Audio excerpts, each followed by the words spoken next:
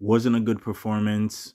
We lacked the tempo that we're playing with in the first half. I believe from the first 30 to 50 minutes, I thought we were really good.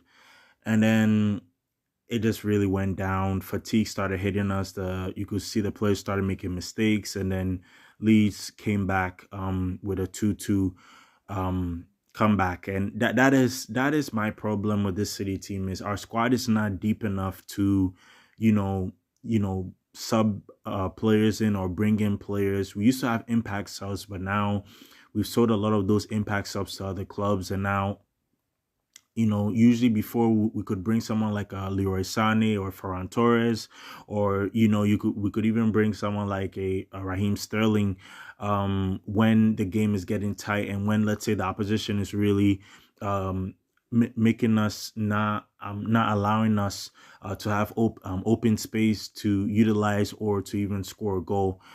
Honestly, today I have to say, Nico Gonzalez, I know that he played really well, but his efficiency in front of goal is just not good enough. I thought the biggest positive is that we scored our first corner goal. We scored our first corner goal. That is the biggest positive, is that Garbado scored the corner goal for us, and that is our first corner goal of the season.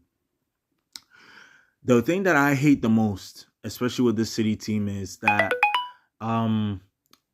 Haaland, he's in bad form. It's just obvious.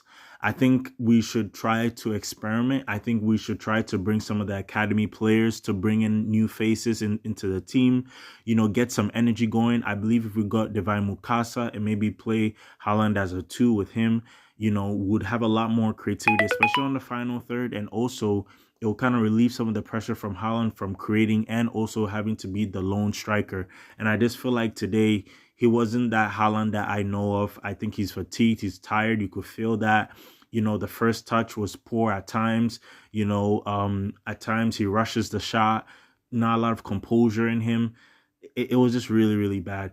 Doku, meanwhile, I thought Doku was the best player. Him and Phil Foden, I thought they did really well. I thought Phil Foden was taking risks. I thought Doku did really well in terms of taking on players, trying to get something going, and so forth.